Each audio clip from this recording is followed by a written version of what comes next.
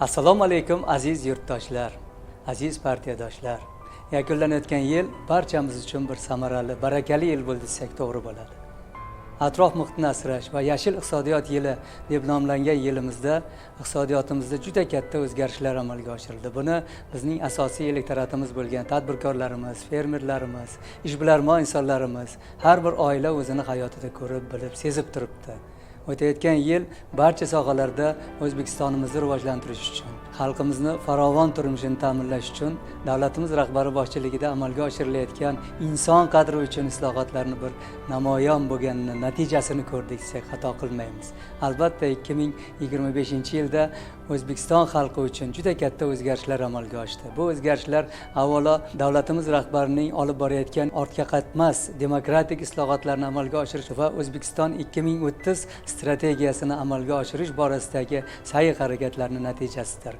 O'zbekiston Liberal Demokratik partiyasi tadbirkorlar, ishbilarmonlar, fermerlar, yoshlarimiz, ayollarimiz, nuroniylarimizni qo'llab-quvvatlash bo'yicha keng ko'lamli dasturini amalga oshirdi. O'z saylovoldi dasturida belgilangan vazifalarni bajarish borasida O'zbekiston 2030 strategiyasi va uni amalga oshirish borasida hukumat idoralari bilan faol hamkorlik, shu bilan birga 5 maqsad, 500 vazifani amalga oshirish uchun joylarda, barcha hududlarda o'zini saylovoldi dasturida belgilangan vazifalarni amalga oshirdi. Uning natijasida partiyamiz saflarida a'zolarimiz soni 2 milliondan oshdi. Joylarda 16 mingdan ortiq boshlang'ich partiya tashkilotlarimiz o'z saflariga birlashtirgan partiya a'zolarimiz partiyamiz dasturini amalga oshirish va birinchi navbatda inson qadri uchun har bir insonga munosib hayotni ta'minlash, eng muhimi har bir insonning salohiyatini amalga oshirish bo'yicha aniq tizimli chora-tadbirlarni amalga oshirdi.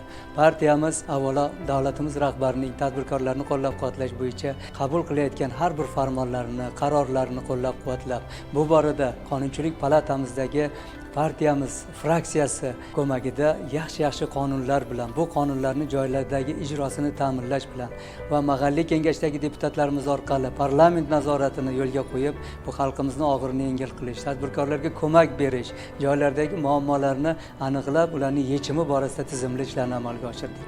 O'tayotgan yil barcha sohalarda mamlakatimizda juda katta o'zgarishlar yili bo'ldi desak to'g'ri bo'ladi. Aholini farovonligini bir ta'minlaydigan qator loyihalarni amalga oshirilayotganligi, mamlakat yalpi ichki mahsulotining yuqori sur'atlarda o'sayotganligi hamda investitsiyalar hajmining ko'payib borayotganligi, ilg'or texnologiyaga asoslangan zamonaviy korxonalar, innovatsiyalarning ishga tushayotganligi, fan, texnika yutuqlarining jadal rivojlanishi yurtimizning iqtisodiy salohiyatini oshirishga katta hissa qo'shyapti.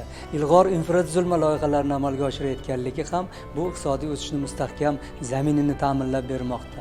Atrof muhitni asrash va yashil iqtisodiyot yili davlat dasturini amalga oshirilishi va bu borada yashil energetikani rivojlantirish borasida yirik loyihalarni amalga oshirilishi ham bu mamlakatimizda energetika mustaqilligini ta'minlash bilan birgalikda tadbirkorlarimizning yangi loyihalarini amalga oshirish uchun mustahkam zamin va asosni ta'minlab beryapti. Bir so'z bilan aytganda, o'tayotgan yil barchamiz uchun bir omadli, barakali yil bo'ldi desak to'g'ri bo'ladi. Demokratik islohotlar ortga qaytmas tus oldi va tadbirkorlik mamlakatimiz taraqqiyotining asosi bo'lib xizmat qilyapti. Davlatimiz rahbari yaqindagina murojaatnomada jamiyatimizning barcha sohalarida keng yangilanishlar, demokratik islohotlarni qo'llab-quvvatlash, iqtisodiy islohotlarni barqaror o'sishni amalga oshirish borasida muhim tashabbuslarni ilgari surdi. Bu albatta eng avvalo har bir inson uchun, bizni asosiy elektoratimiz bo'lgan tadbirkorlar, ishbilarmonlar va fermerlar uchun ham yangi imkoniyatlar eshigini ochadi. Va bu